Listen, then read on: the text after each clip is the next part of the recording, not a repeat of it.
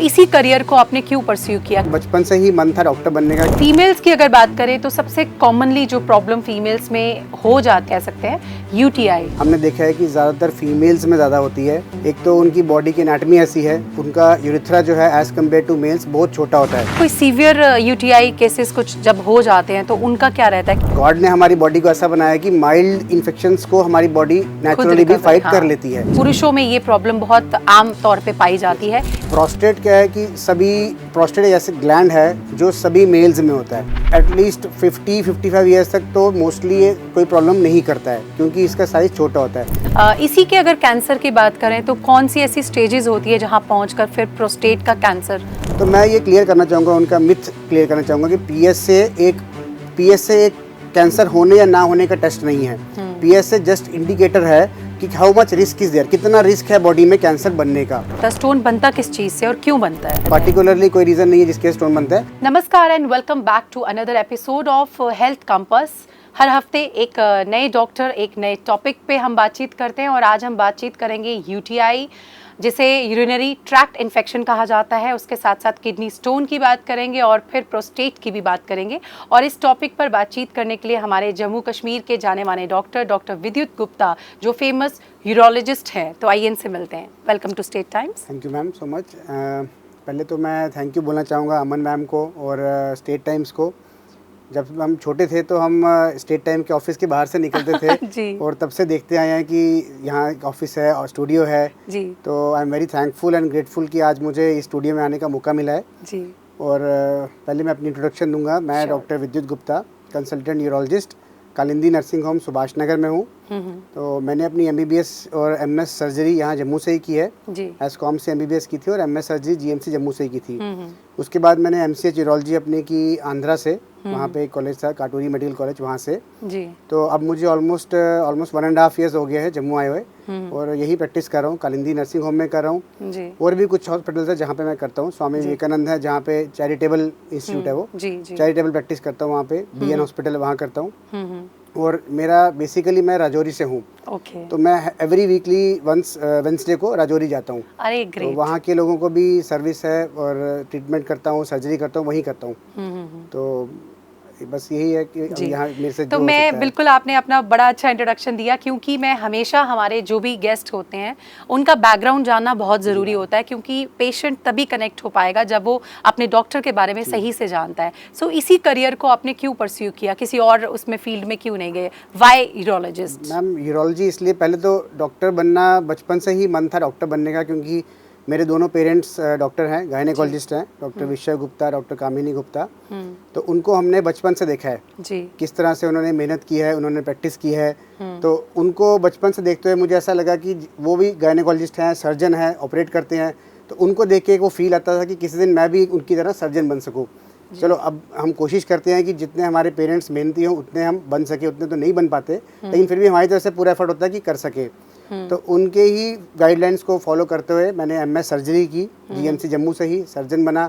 उसके बाद मेरे को लगा कि मुझे इस फील्ड में अपना ज़्यादा स्कोप है, अपना मेरा इंटरेस्ट इस फील्ड में बना, तो मैंने urology as a branch choose की। तो हमारे डॉक्टर साहब ने तो अपना इंट्रोडक्शन दे दिया और हमारे जितने भी व्यूअर्स हैं आपको भी इनका बैकग्राउंड पता चल गया। अब बारी आती है जो प्रॉब्लम्स हैं और उनका कैसे डायग्नोज करें, सिम्टम्स करें। तो फीमेल्स की अगर बात करें तो सबसे कॉमनली जो प्रॉब्लम फीमेल्स में हो जाती है या पाई जाती है, आप कह सकते हैं UTI, that is urinary tract infection. तो आपसे इसके सिम्टम्स, ट्रीटमेंट जानना चाहूँगी। मैम यूटीआई, जिसे हम यूरिनरी ट्रैक्ट इन्फेक्शन भी कहते हैं, वो हमने देखा है कि ज़्यादातर फीमेल्स में ज़्यादा होती है जी। और फीमेल्स में ज़्यादा क्यों होती है? क्योंकि उसके कुछ फैक्टर्स हैं। एक तो उनकी बॉडी की एनाटमी ऐसी है, उनका यूरिथ्रा जो है एज कम्पेयर टू मेल्स बहुत छोटा होता है। So they are more prone to getting infections और ज़्यादा जल्दी हो जाती है इनमें इन्फेक्शंस। और दूसरी बात मैंने जो नोट की है, जब से मैं यहाँ प्रैक्टिस कर रहा हूँ, मैंने नोट किया है कि फीमेल्स जो हैं अपनी यूरिनरी ट्रैक्ट की प्रॉब्लम्स को लेके थोड़ा सा हेजिटेट करती हैं किसी के साथ भी डिस्कस करने में, डॉक्टर्स के साथ डिस्कस करने में और कोलीग्स का डिस्कस करने में। तो मैं रिकमेंड ये करता हूँ कि अगर किसी को कुछ प्रॉब्लम हो रही है, जो मोस्ट कॉमन सिम्टम्स हमारे यूटीआई के होते हैं कि किसी को यूरिन करने में जलन होती है, किसी को बार बार यूरिन आता है, किसी को ऐसा लगता है कि मुझे यूरिन आया है और मैं वॉशरूम तक पहुंच नहीं पाऊंगी, पहले ही मुझे लीक हो जाएगा। तो लोग उस चीज़ से बहुत शाई करते हैं और हेजिटेट करते हैं शेयर करने में। लेकिन मैं ये रिकमेंड करूंगा कि उसे अपने डॉक्टर्स के साथ शेयर करना चाहिए, उन्हें खुल के बताना चाहिए, ताकि वो आपकी प्रॉब्लम को ज़्यादा बेटर तरीके से अंडरस्टैंड कर सके। और सिर्फ ट्रीटमेंट इंपॉर्टेंट नहीं है, ट्रीटमेंट क्या, हमें पहले डिजीज़ का कॉज आइडेंटिफाई करना ज़रूरी है कि उनको यूटीआई हो क्यों रहा है जी। कि अब इसके बहुत सारे कॉजेज़ हो सकते हैं, जैसे कि किसी को डायबिटीज़ है, किसी को डायबिटीज़ कंट्रोल में नहीं है अगर, तो उनमें they are more prone to getting UTI infection. कुछ लोग कम पानी पीते हैं, या समर सीजन में ज़्यादा यूटीआई होता है, और या फिर अपनी प्रॉपर हाइजीन मेंटेन नहीं करते, तो इन सब चीज़ों में उनको एजुकेट करना और बताना बहुत ज़रूरी है। तो डायग्नोज कैसे करेंगे कि फीमेल्स की मोस्टली कॉमन जो सिम्टम्स होते हैं, मोस्ट कॉमन वो होते हैं कि उनको जलन पड़ेगी यूरिन करते हुए, पेशाब बार बार आएगा, रात में 10 बार उठना पड़ेगा, 5 बार उठना पड़ेगा, और उनको ऐसा लगेगा कि मेरा कंट्रोल नहीं होगा, एकदम से यूरिन लीक हो जाएगा जी। तो ये इसको डायग्नोस, इसको हम हिस्ट्री में तो पूछते ही हैं, लेकिन कंफर्म करने के लिए हम सबसे पहले जो लोगों को बोलते हैं, जो लोग नहीं करवाते, वो एक यूरिन रूटीन एग्जामिनेशन होता है, यूरिन रूटीन टेस्ट होता है। जस्ट एक यूरिन कलेक्ट करके सैंपल देना होता है लेबॉर्ट्री में, और उसमें हमें मालूम हो जाता है कि इनमें कितने पस सेल्स हैं, ब्लड तो नहीं आ रहा है, इन्फेक्शन कितनी है, एपिथेलियल सेल कितने हैं, वो सब हमें उससे मालूम हो जाता है जी। प्लस साथ में एक बेसिक इन्वेस्टिगेशन जिसको हम बोलते हैं आजकल, वो तो अल्ट्रासाउंड है, उसमें भी हमें मालूम चलता है कि कोई और अंदर और कोई प्रॉब्लम तो नहीं है जी। तो एक बार वो सब टेस्ट करके हमें डायग्नोज कर सकते हैं। तो ट्रीटमेंट के लिए तो इसका बेसिक ट्रीटमेंट मेडिसिन ही होता है। हम रिकमेंड करते हैं कि पानी ज़्यादा पीना चाहिए, जैसे कि समर में more prone to getting infections, तो मोर लिक्विड इनटेक होना चाहिए, और बाकी मेडिसिन से। ऑलराइट, सो इस तरह से अपना ख्याल रखा जाता है। अच्छा, कोई सीवियर यूटीआई केसेस कुछ जब हो जाते हैं तो उनका क्या रहता है, क्योरेबल होता है या कैसे रहता है? अगर देखिए, गॉड ने हमारी बॉडी को ऐसा बनाया कि माइल्ड इन्फेक्शंस को हमारी बॉडी नेचुरली भी फाइट कर लेती है। आप मेडिसिन नहीं भी लो तब भी पानी ज़्यादा पियो तो ट्रीट हो जाता है। लेकिन कुछ लोग हैं जिनकी बॉडी फाइट नहीं कर पाती, जैसे कि जो डायबिटिक हैं, जिनकी बॉडी की इम्यूनिटी कम है, कोई अगर एंटी कैंसर ट्रीटमेंट ले रहे हैं, स्टेरॉइड्स पे हैं, या कोई ऐसा ट्रीटमेंट ले रहे हैं जिसकी वजह से हमारी बॉडी फाइट नहीं कर पा रही इन्फेक्शन को, तो उस केस में आपको क्या है कि उनको ट्रीटमेंट लेना पड़ता है। क्यों? क्योंकि अगर हम ट्रीटमेंट नहीं लेंगे तो वो यूटीआई सीवियर यूटीआई में शेप ले सकता है। उस केस में उनको बहुत ज़्यादा शिवरिंग होगी, ठंड लगेगी, फीवर हो जाएगा, और इन्फेक्शन पूरी बॉडी में फैलने का रिस्क होता है। और अगर एक बार पूरी बॉडी में इन्फेक्शन फैल गई तो आहिस्ता आहिस्ता बॉडी के बाकी सिस्टम्स भी शट डाउन होने शुरू हो जाते हैं। उनको आईसीयू में एडमिट करना पड़ सकता है, वेंटिलेटर पे डालना पड़ सकता है, तो ये बहुत ही सीवियर कंडीशन हो सकती है। तो बेटर ये है कि जितना जल्दी हो सके उसको आइडेंटिफाई करके ट्रीट कर देना चाहिए। तो मुझे लगता है कि ये सभी फीमेल्स के लिए एक क्लियर मैसेज है कि आप अपनी हाइजीन का तो ख्याल रखें, लेकिन उसके साथ साथ अगर इस तरह का कोई भी पेशेंट आपको आसपास भी अगर दिखता है तो डॉक्टर से कंसल्ट ज़रूर करें। अच्छा डॉक्टर साहब, अब आपसे जानना चाहेंगे, फीमेल्स की हमने बात की, हेल्थ की, अब मेल्स की बात करते हैं। प्रोस्टेट जिसे कहा जाता है, वो अक्सर पुरुषों में ये प्रॉब्लम बहुत आम तौर पर पाई जाती है। इसके पीछे के कारण क्या है और ट्रीटमेंट कैसे रहता है इसका? देखिए मैम, प्रोस्टेट क्या है कि सभी, प्रोस्टेट ऐसे ग्लैंड है जो सभी मेल्स में होता है, इसे हम हिंदी में गदूद भी बोलते हैं। तो एटलीस्ट 50-55 ईयर्स तक तो मोस्टली ये कोई प्रॉब्लम नहीं करता है, क्योंकि इसका साइज़ छोटा होता है। लेकिन 50 ईयर्स के बाद सभी मेल्स में ये बढ़ना शुरू हो जाता है। एक्चुअली कंटिन्यूसली बढ़ रहा है, बट इसके सिम्टम्स और इसकी वजह से प्रॉब्लम आना 50-55 ईयर्स के बाद होना स्टार्ट हो जाती है जी। अब उसमें मेल्स को क्या प्रॉब्लम आएगी कि जैसे उन्हें भी जलन होएगी, या फिर उनकी स्पीड कम हो जाएगी यूरिन की, और उनको जोर लगाना पड़ेगा, एंड कभी कभी उनको रात को उठना भी पड़ता है, 2 से 3 से 4-5 बार भी उठना पड़ सकता है रात को जी। तो इस सब कंडीशंस में प्रोस्टेट इनलार्ज हो सकता है, जिसकी वजह से, नहीं तो कभी कभी ये इन्फेक्शन से भी होता है। तो उसको डायग्नोज करने के लिए हम एक अल्ट्रासाउंड करते हैं, क्लिनिकल एग्जामिनेशन करते हैं, और कुछ यूरिन टेस्ट वगैरह करते हैं, जिनसे पता चलता है कि प्रोस्टेट का साइज कितना है। और सबसे बड़ी बात क्या है कि कुछ लोग, जैसे मेरे पास बहुत सारे लोग आते हैं कि सर हमारा प्रोस्टेट इतना है, तो अब क्या करना है इसको, तो मैं उनको समझाता हूँ। और बहुत सारे लोग पूछते हैं सर नॉर्मल साइज कितना होना चाहिए, तो मैं उनको रिकमेंड करता हूँ कि नॉर्मल साइज कुछ नहीं होता है प्रोस्टेट का। प्रोस्टेट सब में होता है, किसी में बड़ा होता है, किसी में छोटा होता है, और किसी को बड़ा प्रोस्टेट होने के बाद भी कोई सिम्टम नहीं होते, और किसी को बिल्कुल छोटे प्रोस्टेट से भी बहुत ज्यादा सिम्टम होते हैं। डिपेंड करता है बॉडी आपकी कैसे रिस्पॉन्ड करती है, इंडिविजुअल टू इंडिविजुअल डिपेंड करता है कि कैसे उस बॉडी को सिम्टम्स आ रहे हैं उसको। अब जब एक बार सिम्टम्स आ रहे हैं, हमने टेस्ट किया, डायग्नोज किया, हमें मालूम हो गया कि इनको प्रोस्टेट है, तो अब उसका ट्रीटमेंट पे आते हैं। ट्रीटमेंट उसका पहले इनिशियली हम मेडिकल मैनेजमेंट से ही स्टार्ट करते हैं, मेडिसिन देते हैं। प्रोस्टेट को साइज को कम तो ज़्यादा नहीं कर सकते किसी भी मेडिसिन से, लेकिन उनके सिम्टम्स को कंट्रोल कर सकते हैं कि जो उनको दिक्कत आ रही है उसको सिम्टोमेटिक रिलीफ मिल जाए। अगर उनको सिम्टोमेटिक रिलीफ मिल रहा है तो वेल एंड गुड, हम कंटिन्यू करते हैं वो ट्रीटमेंट। अगर उनको सिम्टोमेटिक रिलीफ नहीं मिल रहा है, स्पीड कम है अभी भी यूरिन की, जोर लग रहा है, रात को उठना पड़ रहा है बार बार, जलन पड़ रही है, या फिर इन्फेक्शन हो रही है बार बार, तो फिर हम उनको सर्जरी रिकमेंड करते हैं जी। अब सर्जिकल ऑप्शंस मैम बहुत सारे होते हैं, जैसे depending on size of the prostate, patient की फाइनेंशियल कंडीशन के ऊपर अवेलेबल ऑप्शंस जो हमारे पास इंफ्रास्ट्रक्चर के ऊपर डिपेंड करते हैं। ओपन सर्जरी कर सकते हैं, लेजर सर्जरी कर सकते हैं, एंडोस्कोपिक सर्जरी कर सकते हैं, तो various methods are there, different जो है इसके मेथड्स हैं। इसी के अगर कैंसर की बात करें तो कौन सी ऐसी स्टेजेस होती है जहां पहुंचकर फिर प्रोस्टेट का कैंसर होता है? तो बहुत सारे लोग मैंने देखा है कि जो यंग एज में भी लाइक 25-30 इयर्स में एक टेस्ट करवाते हैं जिसे हम सीरम PSA बोलते हैं जी। PSA हो गया सीरम प्रोस्टेट स्पेसिफिक एंटीजन। अब 25-30 इयर्स के लोग भी करवा के आते हैं, बोलते हैं कि सर हमने PSA का टेस्ट करवाया है और हमें लग रहा है देखिए कहीं कैंसर तो नहीं है। तो मैं ये क्लियर करना चाहूँगा, उनका मिथ क्लियर करना चाहूँगा कि PSA एक कैंसर होने या ना होने का टेस्ट नहीं है। PSA जस्ट इंडिकेटर है कि how much risk is there, कितना रिस्क है बॉडी में कैंसर बनने का। PSA ज्यादा होने का मतलब ये नहीं है कि कैंसर है।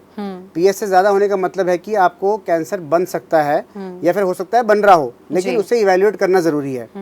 तो लेस देन 4 अगर PSA है तो हम उससे बोलते हैं कि वो नॉर्मल है, और मोर देन 10 है तो दैट नीड्स 110% उसको इवेल्यूएशन चाहिए कि अंदर कैंसर बन तो नहीं रहा। 4 से 10 को हम ग्रे एरिया बोलते हैं, that needs further evaluation, MRI चाहिए, उसमें बायोप्सी चाहिए।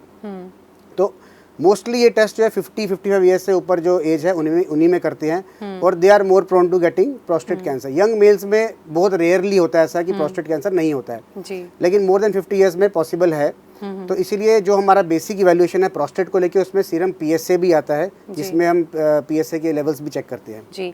अच्छा सर, टेक्नोलॉजी की अगर बात करें, हमारा भारत तेज़ी से मैं कहूँगी विकसित भारत है, बहुत सारी टेक्नोलॉजी चेंज होती जा रही है।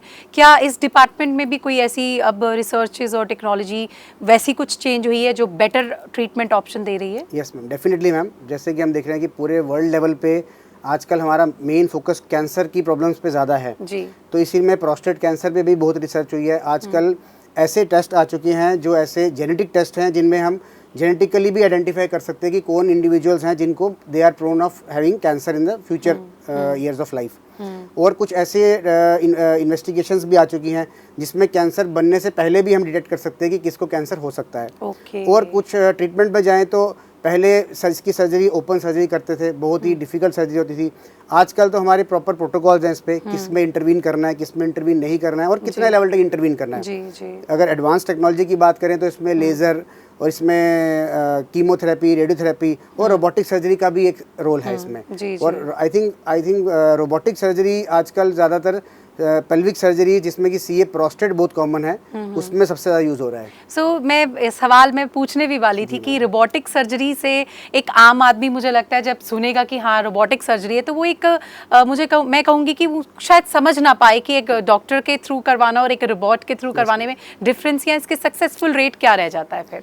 मैम ये एक मिथ है लोगों को कि रोबोटिक सर्जरी का मतलब है कि एक रोबोट आएगा, उसमें आपने कोई प्रोग्राम फीड कर दिया और वो सर्जरी करेगा जी। ऐसा नहीं है। बस ये रोबोटिक सर्जरी में डिफरेंस इतना होता है कि सर्जरी सर्जन ही करेगा जी, but just he is controlling a robot. Robot खुद से कोई काम नहीं करता, उसका अपना माइंड नहीं होता है। रोबोट को सर्जन ही कंट्रोल करता है और सर्जन ही करता है। बट यह है कि हमारे पास ऑप्शन है, इजी मैन्यूवरेबिलिटी है, बेटर विजन है और बेटर मैग्निफिकेशन है। ज़्यादा अच्छे से हम प्लेन्स को आइडेंटिफाई करते हैं और सर्जरी बेटर वे में परफॉर्म कर सकते हैं with the help of robotic surgery जी। तो मुझे लगता है ये बहुत सारे लोगों को शायद मिथ था कि रोबोटिक सर्जरी से शायद रोबोट कंप्लीटली करता है, बट डॉक्टर साहब ने बिल्कुल सही कहा कि उसका अपना दिमाग नहीं होता है, उसे कंट्रोल किया जाता है और वो कंट्रोल करते हैं जो उनके हेड सर्जन होते हैं जो सर्जरी परफॉर्म कर रहे होते हैं। अब बातचीत करेंगे किडनी स्टोन की, जो मुझे लगता है बहुत कॉमनली लोगों में पाया जाता है और ऐसा माना जाता है हमारे यहाँ पर कि कुछ गलत खाने से, कई बार तो मैंने ये भी सुना है टमाटर खाने से उसके बीच से आपको स्टोन हो जाता है, या फिर अगर आप पानी गंदा पीते हैं, लगातार रेत वाला पानी आपके घर पे आ रहा है, तो इसके पीछे के मिथ्स और फैक्ट्स मैं आपसे जानना चाहूँगी। मैम ये बहुत सारे लोगों को मिथ होता है कि टमाटर खाने से स्टोन ज़्यादा होते हैं। नो डाउट, हम जो जितनी स्टडीज़ हुई हैं उनमें आया है कि टोमेटो के अंदर ऑक्जेलेट्स होते हैं जिसकी वजह से स्टोन बनने का रिस्क होता है, but that risk is very low. इतना ऐसा नहीं है कि आप 10 किलो टमाटर खा जाओगे तो स्टोन हो जाएंगे, ऐसा नहीं है। रिस्क होता है। कुछ लोगों के घर में, जैसे आपने बोला कि कैल्शियम ज़्यादा आता है पानी में, तो वो कैल्शियम इंटेक भी इतना ज़्यादा सीवियर नहीं है हमारे यहाँ पे जिसकी वजह से स्टोन हो जाए। बट जैसे कि हम जानते हैं आजकल समर सीज़न है, समर सीजन में एक तो पर्सपिरेशन ज़्यादा होता है, स्वेटिंग होती है, लोगों का वाटर इंटेक भी कम है, तो समर सीजन ज़्यादा प्रोन होता है स्टोन्स बनने का जी। और स्टोन्स की अगर बात करें तो बहुत सारे लोग आ जाते हैं परेशान होकर कि डॉक्टर साहब स्टोन है, अब क्या करें, इसे सर्जरी करो और निकालो। मैं एक चीज़ क्लियर करना चाहूँगा कि सभी स्टोन्स की सर्जरी नहीं करनी होती। वो डॉक्टर्स उसको इवैल्यूएट करते हैं, टेस्ट करते हैं, अल्ट्रासाउंड होता है, सीटी स्कैन होता है, फिर डिपेंड करता है सीटी स्कैन के ऊपर कि वो स्टोन की लोकेशन कहाँ है, साइज़ क्या है, वो उसकी पोजीशन क्या है, और क्या उससे निकालने से पेशेंट को कोई बेनिफिट होगा कि नहीं, और उसको निकालने में रिस्क कितना है जी। तो आ जाके बात यह है कि सभी स्टोन्स की सर्जरी नहीं चाहिए होती। कुछ स्टोन्स होते हैं जिनको सर्जिकली रिमूव करना ज़रूरी होता है क्योंकि उससे किडनीज खराब होने का रिस्क होता है जी। तो इसका कारण क्या होता है, स्टोन बनता किस चीज़ से और क्यों बनता है? मैम ऐसे बहुत सारी स्टडीज़ और रिसर्च हो चुकी है। डेफिनेटिव फैक्टर्स कोई आइडेंटिफाई नहीं होते हैं जिसकी वजह से स्टोन क्या पर्टिकुलरली कोई रीज़न नहीं है जिसके स्टोन बनता है। बट यस, कुछ जेनेटिक प्रॉब्लम्स होती हैं, कुछ बॉडी के मेटाबॉलिक डिसऑर्डर्स होते हैं, कुछ लोगों को कुछ दवाइयाँ ऐसी हैं जो दवाइयाँ खाने से स्टोन बनते हैं, ठीक है, वो दवाई मेडिसिन से स्टोन बनते हैं। बहुत सारे रीजन है जिनकी वजह से स्टोन बन सकते हैं तो लेकिन हर बंदे में, हर इंसान में वो स्टोन के बनने के फैक्टर्स को आइडेंटिफाई करना डिफिकल्ट होता है। बट स्टिल हमारे पास टेक्नोलॉजी है, हमारे पास ऑप्शन है जिसकी सर्जरी होती है स्टोन की। वो स्टोन निकालते हैं, स्टोन का स्टोन एनालिसिस करते हैं जिससे मालूम होता है कि ये स्टोन किस चीज़ से बना है। फिर हम आइडेंटिफाई कर सकते हैं उन फैक्टर्स को कि इस पर्सन के अंदर वो स्टोन किस की वजह से बन रहा है जी। जिस तरह से आपने कहा कि अगर नॉर्मल स्टोन्स किडनी में है तो ज़रूरी नहीं है कि हम उन्हें मतलब सर्जरी वगैरह करें। तो इस केस में जो पेशेंट्स आपको देख रहे हैं उनको आप क्या एडवाइस देना चाहेंगे? मैं ये रिकमेंड करूँगा लोगों, मैंने पास बहुत सारे पेशेंट्स आते हैं जिन्होंने 1 डॉक्टर, 2 डॉक्टर, 4 डॉक्टर्स को दिखाया कि डॉक्टर साहब स्टोन है, हमें 4 महीने हो गए, 5 महीने हो गए दवाई खाते हुए, लेकिन स्टोन निकल नहीं रहा।